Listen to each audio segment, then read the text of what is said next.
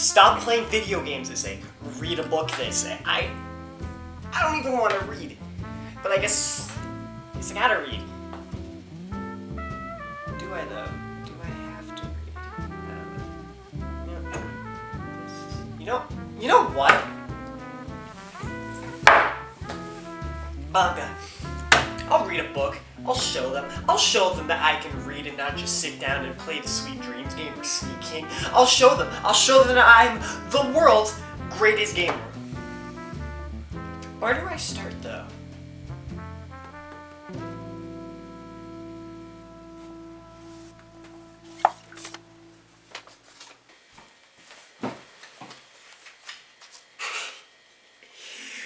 This will completely show them that I'm not only into video games. Manga is a Japanese word that means comic in English. Now, the origins aren't entirely known, but they can be traced back to the beginning of the 19th century. A good example of one of the most popular ones written would be Mighty Atom, or Astro Boy if you're North American, who was created by Osamu Tezuka in the 1950s. He managed to create a comic strip with more of a story, and some drama too, by playing with angles and perspectives. All things that manga made before then were lacking.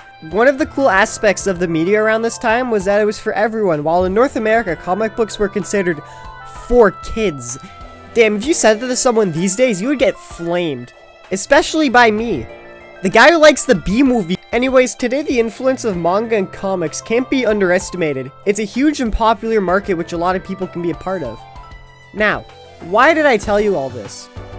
Well, because Mario has. You'd be surprised how much video games have a manga adaptation. It's weird considering how video game properties stumble when companies try to put them in something other than, well, a video game.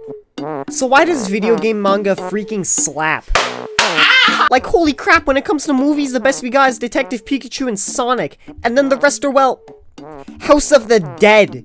But then when you take your eye off this and go look at the manga, you got, BAM! Devil May Cry, Phoenix Wright, Persona 5, and the best one of them all, Shrek 3D. But what makes all these stories so special?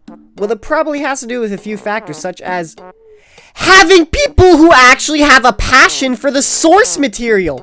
Oh, and they're mostly adaptations of a game's story, such as Persona 5. No joke, this manga is literally just word for word the entire game. A guy named Akira gets arrested, moves to Shibuya, and ends up in dystopian Disneyland. The art here in this one, though, is amazing. I sadly only have the first 2 volumes, but oh well.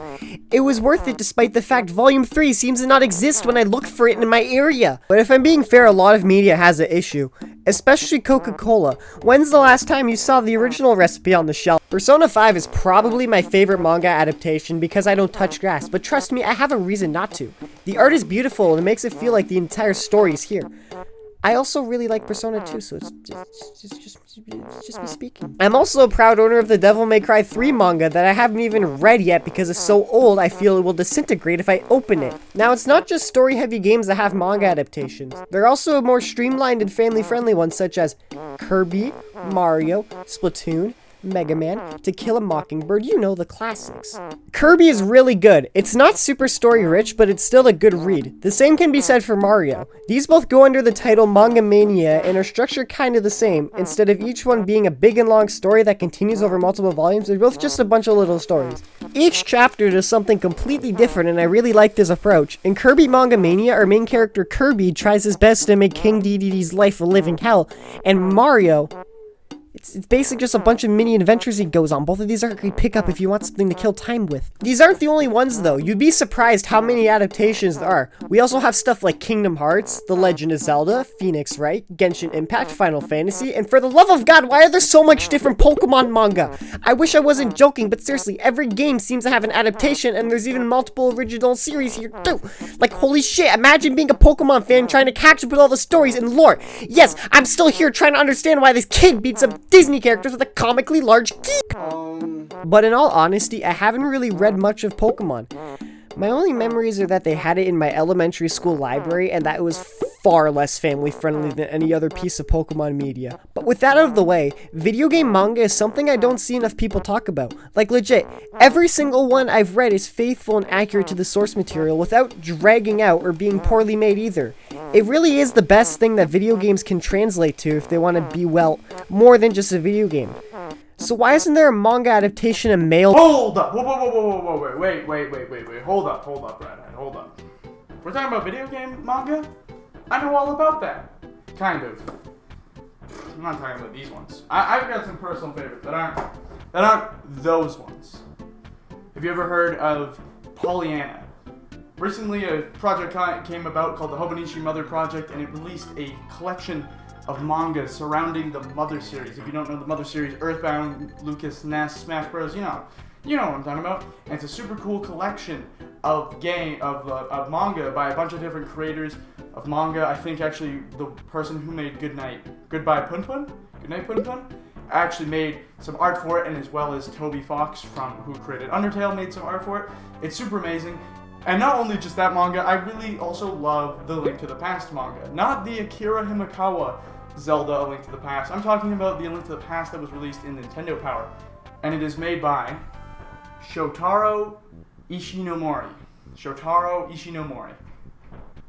It is a really, really dark take on Zelda manga, and it is really enjoyable and very old and retro and classic, and I really enjoyed it. I have fond memories of it, and you can actually get a nice book of it for about $20, I think even less than that, on Amazon and pretty much everywhere. The Legend of Zelda: Link to the Past. Super cool. It's one of my favorites, and I know that a lot of people talk about it. I'm not bashing the rest of the Zelda manga because it's all amazing. Akira Himekawa's manga, the Wind Waker shorts, there's a bunch more, and it's all amazing. But this one just stuck out to me a lot. There is a lot of video game manga, and we've recently, in just the past year, gotten a Kirby manga, an Animal Crossing manga, and a Mario manga, not in that order. But these ones, Pollyanna and The Legend of Zelda: Link to the Past, are amazing. Both Pollyanna. When I get to read Pollyanna too. Sadly enough, though, in case you're interested, Pollyanna 2 and Pollyanna 2 are not translated to English. There might be a fan translation. I've never checked a look. And that's why I love video game manga. It's a great source of entertainment and pretty good adaptations. It's an amazing way to experience. It's a fantastic way to adapt a story and adapt another timeline. It's a great way to make something you love even better, and a great way to learn how to read, you know what I mean? So, with that all out of the way, how about next we cut our losses and we take a look at video game. It's a hardcover, come on!